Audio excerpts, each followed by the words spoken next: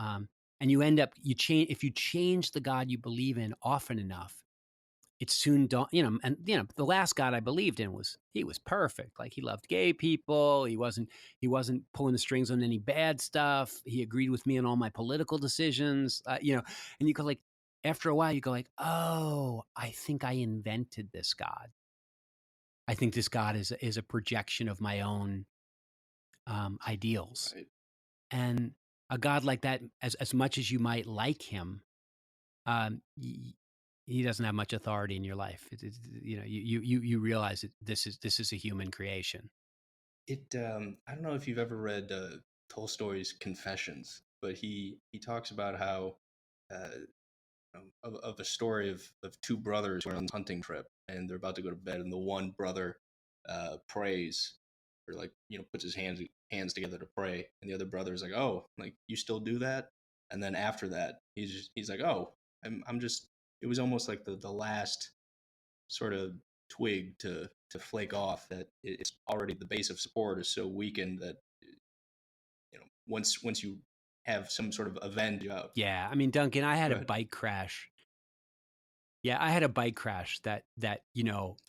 where I had a head injury and I couldn't think straight for a month. And when I recovered, I was.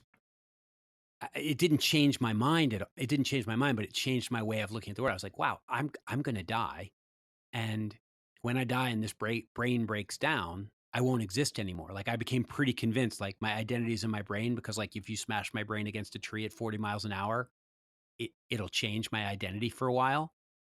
Um, and and when it was, as I was recovering, I remember saying to my wife, like, this life is all we get.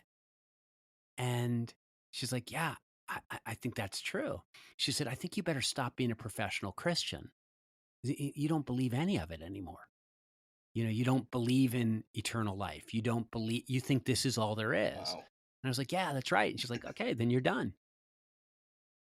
And so so I had that experience, but like, when I told people that were close to me, hey, I'm not a Christian anymore, or I'm post-Christian. Nobody was surprised. They were all like, oh yeah, we knew. We were wondering when you would figure it out. Sort of like that brother in the story. Like, he already, like, it's a vestigial tale. It's a habit. And when somebody questions it, he goes like, oh yeah, I guess. And you go like, well, when did you really stop believing? And he goes, I don't even know. Well, a long time ago, but I just recently became aware of it. And so for me, it was a lot like some of my gay friends who were sort of like, they told people, I'm gay. And people were like, we knew. We were wondering when you'd figure it Yeah. out. And I was like, I'm secular. And they were like, we knew. Yeah. And so then the question became, how do you, by that time, I'm a minister, I'm a preacher, I run a Christian nonprofit organization. Like, what do you do?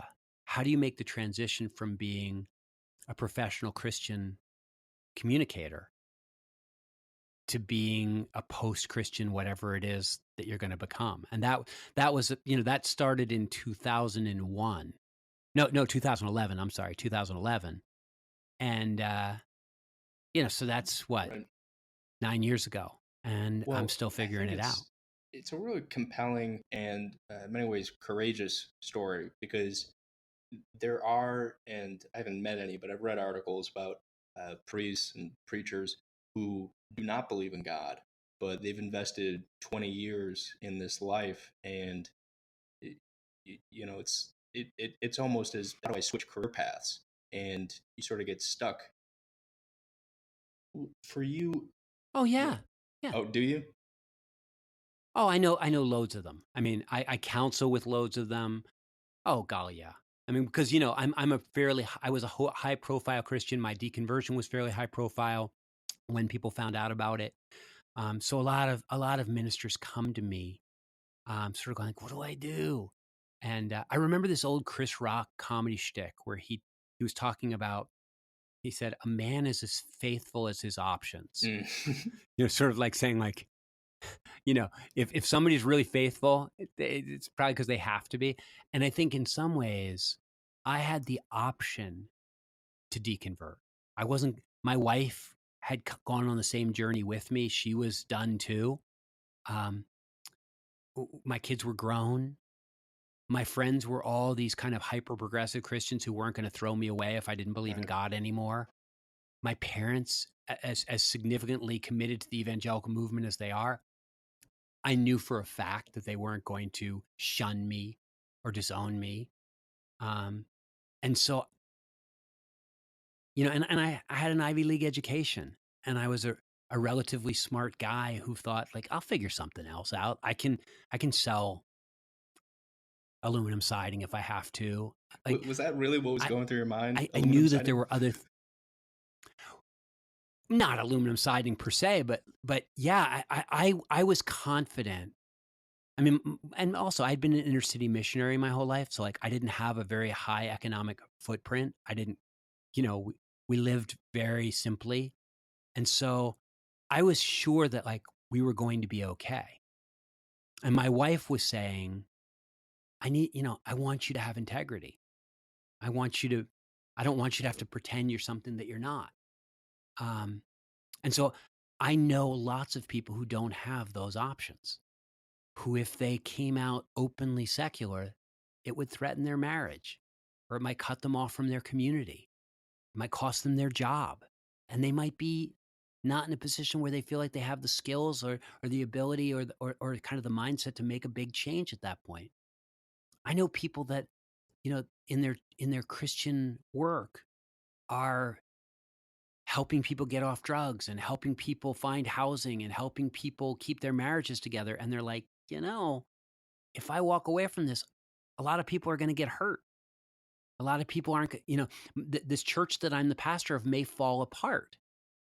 Um, and that'll hurt a lot of people, put a lot of people out of work. And so they're sort of, you know, y- maybe I just fake it and hope that my faith comes back, or maybe I just fake it until I can find a way out that won't hurt as many people.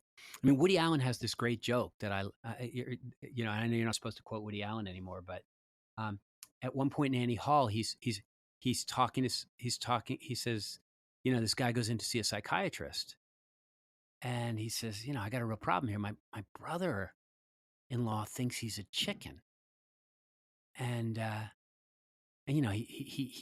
he squawks and clucks around, and he wants us to call him a chicken. He wants us to feed him chicken feed. He says, really, I don't know what to do.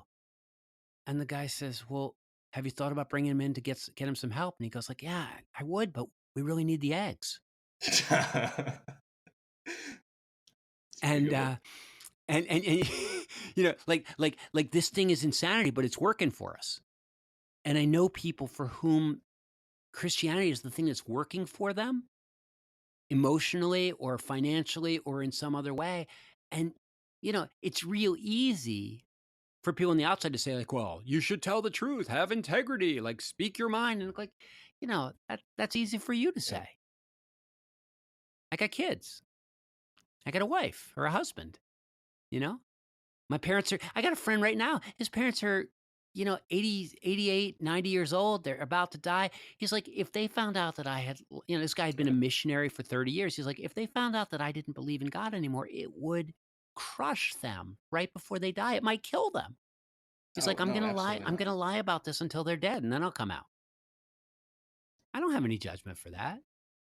You know, I mean, honestly, lying, I'm I don't think lying is in general a great idea or a great life strategy, but there are times in a person's life when they must not only lie, but they should lie with vigor and imagination and creativity. Like when lying is absolutely the right thing to do. Yeah.